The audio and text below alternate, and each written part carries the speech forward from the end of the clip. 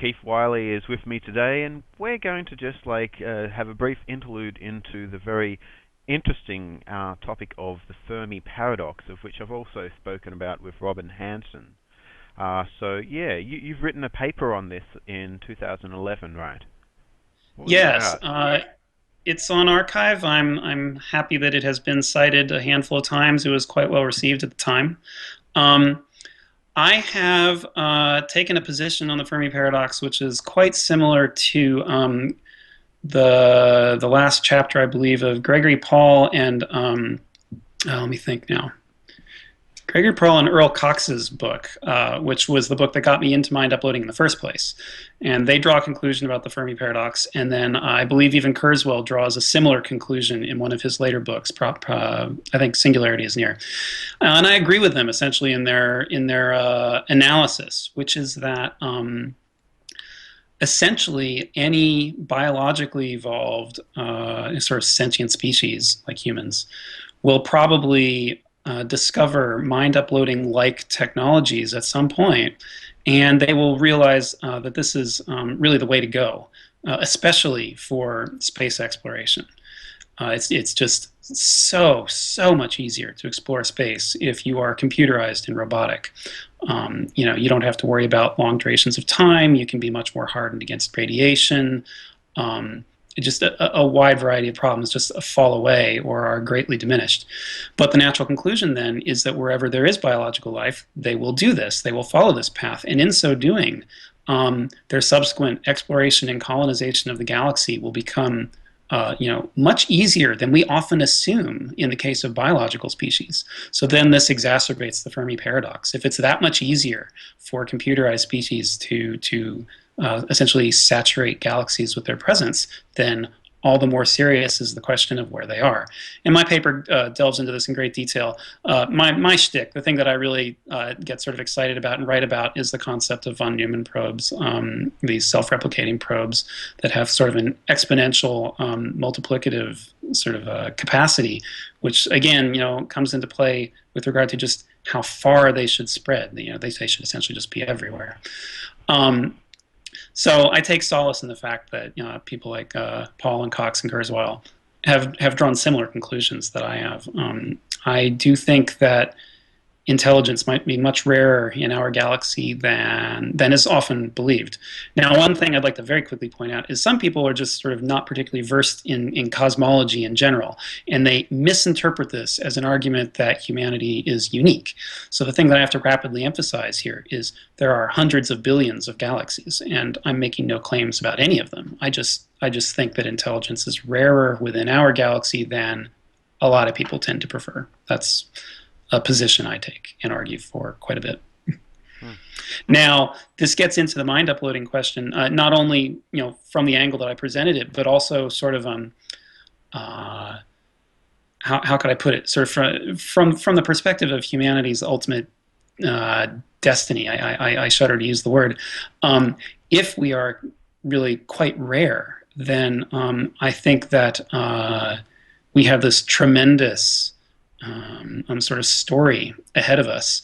We aren't just one species amongst lots, and we'll sort of join the club.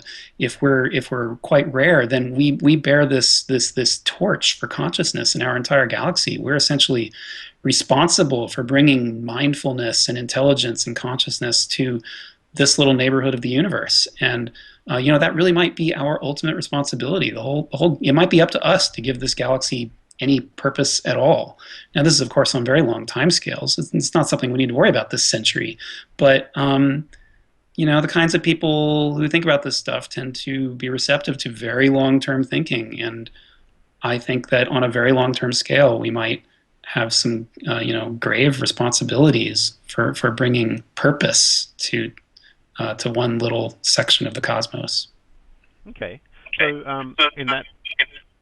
with that said, do you believe that there are already expansionist civilizations who have passed a quote-unquote singularity and have uploaded their minds into some sort of substrate independent resilient structure, maybe some kind of like nanotech foglet, cloud, or I don't know, collection of Dyson spheres or Matryoshka brains, and somewhere, one day we will detect them.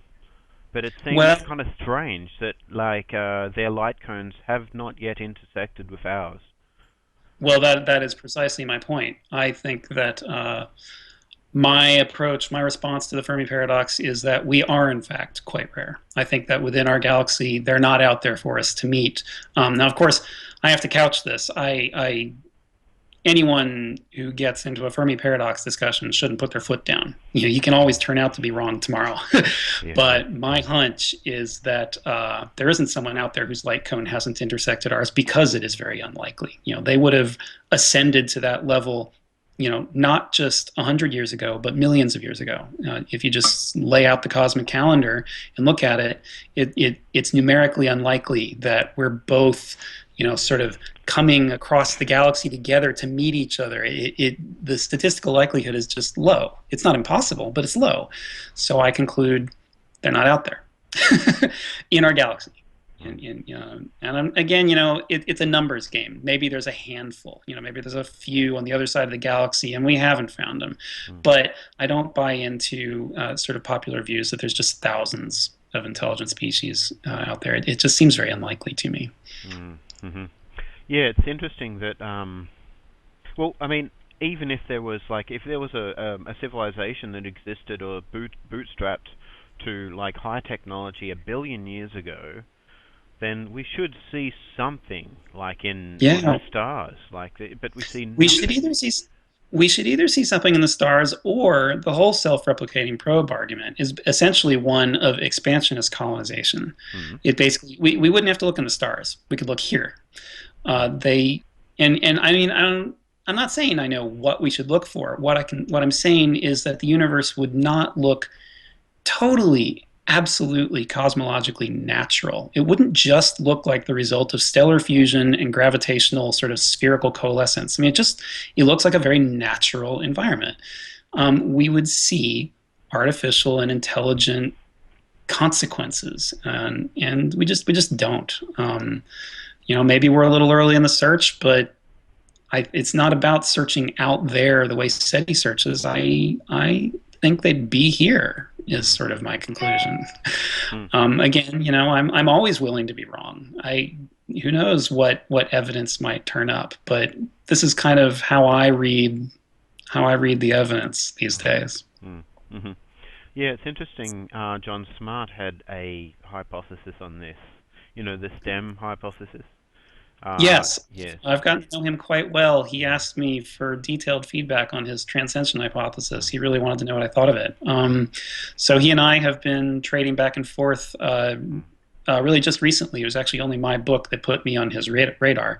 Mm-hmm. So we've become friends in the last month or two, okay, and are having some great discussions where we're sort of pursuing the boundaries of his idea to see kind of what kind of scrutiny it stands up to. Yeah, I think he's an interesting. Right. But like many other explanations as to why we can't see anything, it's like why would all civilizations, if there are more than a few, and they did appear more than 1 billion years ago, maybe we could assume that at least one was expansionist, at the large scale. Yes. And they didn't all want to go down to the the femto level and beyond, and sort of interact there. But yeah, absolutely. Within the field, such as it is, of Fermi paradox speculation, this is called the non-exclusivity argument, or non-exclusivity problem for Fermi paradox solutions, and it is exactly what you state, that many of the popular solutions would have to apply to everyone. One of the worst offenders is the zoo hypothesis, the idea that intelligent species just sort of enact some sort of Star Trek Prime directive against landing on Earth, and non-exclusivity says, well, if 999 out of 1,000 of them do that, then the one who didn't landed on the White House lawn, but they didn't do that, and this is because so therefore you conclude there's something deeply wrong there. This is the non-exclusivity problem, and I have found it to be applicable to really almost every solution I've seen come at the Fermi paradox. it's sometimes people think that I'm vying for the solution that I want. And this is actually exactly the opposite. I desperately want to be wrong about this. Some people think we should want to be alone because it would be just so much more dangerous if they were out there. I'm not going to say names because I honestly don't remember who, but there are some people who say that it would be really dangerous if there were intelligent species out there. So it might be better if we were alone. I don't know what my thinking is on that. I would just find the universe much more sort of compelling if I thought there was someone out there for us to meet. I mean, that would be the single greatest adventure ever, would be to find another intelligent species. So I really want to be wrong. I wouldn't want people to think that I'm sort of, I have rose-colored glasses for my pet theory on this. I'm sort of dragged kicking and screaming to this conclusion. I haven't found a good solution to the Fermi paradox that lets there be a lot of intelligent species scattered around our galaxy. I remain unconvinced. Hmm. And then there's the dark and foreboding great filter argument that, Robin Hanson, as I mentioned earlier, and Nick Bostrom have put forward, saying that, well, anytime a civilization reaches technological masterdom, they end up destroying themselves. Yep. Yeah, right. I think that really non-exclusivity just comes up all over again. I mean, why would they all destroy themselves? It just seems. I mean, maybe they do. I don't know. It's not a very numerically strong argument. You'd think, well, some of them would slip through. So, uh, but yeah, I mean, the great filter is. Well, I mean, you can also apply the great filter at many different points in time. I actually do believe there's a great filter, but it's not sort of at the level that they're already intelligent and then they get wiped out. My personal take on one of the hardest filters to get over is the F sub I parameter in the Drake equation, which is the proportion of life-bearing planets that produce sort of general intelligence like a human brain. I think that's very low. I think Earth is evidence for that. Really, we've only made one species ever in the entire history of the planet that satisfied that parameter. I think it's essentially impossible, other than the occasional fluke. So it is a great filter of sorts, but it's a great filter, way back in evolution. It's not a filter that intelligent species do to themselves in that sense. It's just a difficult biological evolution step. Hmm. In my opinion. Are you aware of the Kardashev scales? Yep. Right. So we're considered as like a Kardashev zero still. Is that correct? Right. So I said yes. I'm trying to remember. Kardashev 1 is the whole planet, and I think we're Yeah. considered to not really be Not yet. one. Yeah. Not. Not yet. So we don't even qualify for the first level yet. Right. Yeah. Yeah. So I mean, Kardashev zero basement level, right? I mean, But we still basically drive around by sticking fossilized trees in our gas tanks and algae in our gas tanks. I mean, this is an antiquated era, from the hindsight of the future. So mm. we'll get there. But if you do take the Kurzweil's accelerating returns argument seriously, and technology does pod on technology, and you get an ever increasing speed of technological development, then it wouldn't be very slow for civilization to grow from Kardashev 1 to 2 I to would not. 3 It to should not 4. take very long. So it would be very unlikely you would ever see a 1 or a 2 or or something in between. You'd probably just in an instant, almost cosmologically in time speaking, like a civilization would go from transcending from 0 to 1 and then to 3 very, Yeah. very fast. I agree. If you could stand way out in the universe and look at all the galaxies from a distance and then speed up the universe and watch the whole thing flicker by, what you would see is galaxies that just sort of all of a sudden just pop up like popcorn. You'd look at it, it'd look like there's almost nothing going on, and then in a matter of a few million years, all of a sudden the whole galaxy would just be completely colonized. I mean, they would just literally they'd just go off. I agree with you. I think it would be a very rapid set of transitions. In terms of light being a restricting the speed of light being a restriction on how far faster civilization can travel from galaxy to galaxy. Um, well, what do you think of NASA's new sort of investigations into not traveling places, but in a sense, I think they bend the universe in a sense, and they get places without really, traveling in the classical way. They can get to places faster than the speed of light would. Yeah. You lost me. Wormholes? No, no, no. No. I'd have to look it up, but anyway, I will. And when I have a question prepared, I'll ask you at another stage. That's fine. Yeah. Yeah. I might put a link about it in the comments in the description section of the video then. Yeah, well, I think there's a lot that could be said about the Fermi Paradox.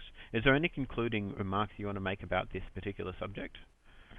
And what it could mean?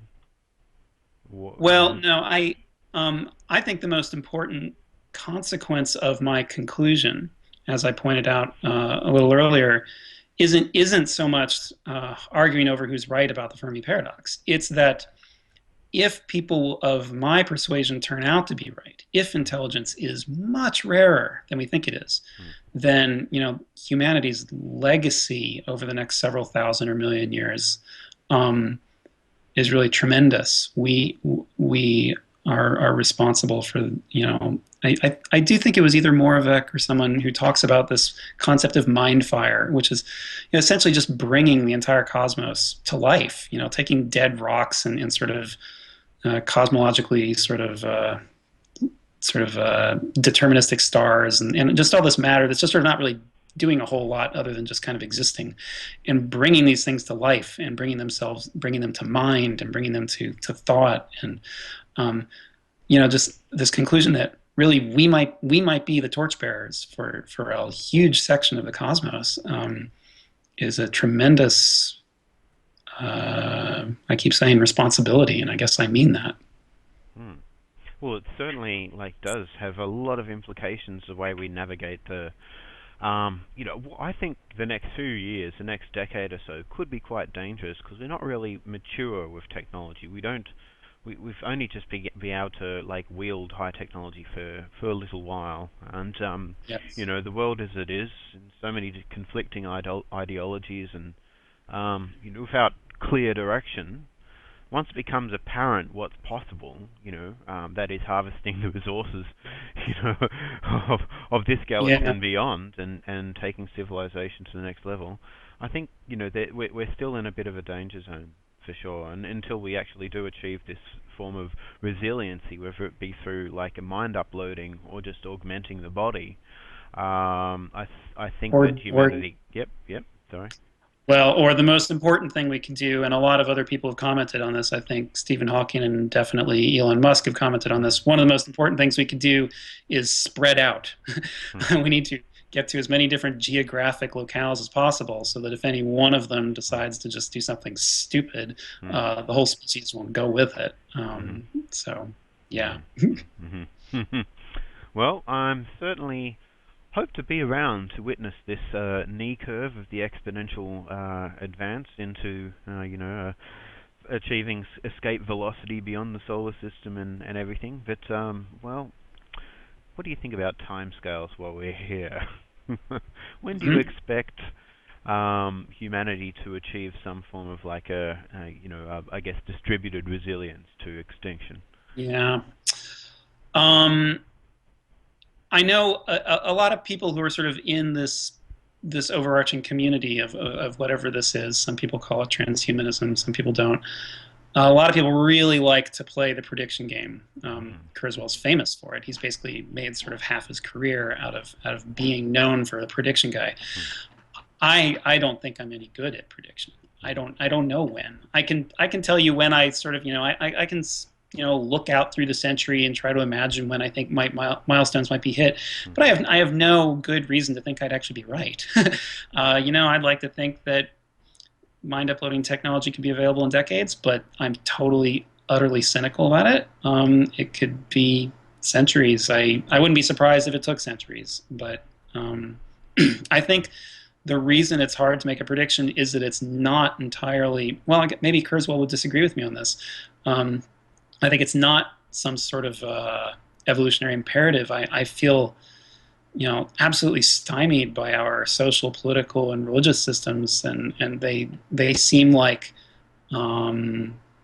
ways of slowing down the sorts of science and invention and engineering and discovery. And that could all change, is the point. Culture could change or not, or it could go in different directions, which can radically change the timelines for these things. So I just don't know. I don't know when we're gonna do it. Do you see it useful if people can make predictions about these large scale advances? They even if they're faintly right, is it still helpful to make sort of predictions about the significant high impact future advances in technology that are relevant? I think it's good that somebody does it. For one thing, it energizes the community. People like predictions. Well, I guess I'm not sure if I even understand the psychology behind that, but we definitely like predictions. We like thinking about predictions. We like debating other people's predictions. We like trying to make predictions, although we're often not very good at it. So, that there are people who are willing to be bold and put their name behind predictions is great. I don't know if that's the business I'm in, but the fact that someone's willing to do it, definitely keeps a certain energy, in the conversation. Definitely, yeah. Well, it's certainly an interesting topic, and look, I hope to be around to see some of these predictions unfold on schedule, but I'm not I don't want to put a large amount of money on that. In any case, it's been great talking about the Fermi Paradox and beyond. Thanks. Stay tuned, everybody. There is going to be another video on the details of mind uploading coming to this channel soon. Cheers. Thank you.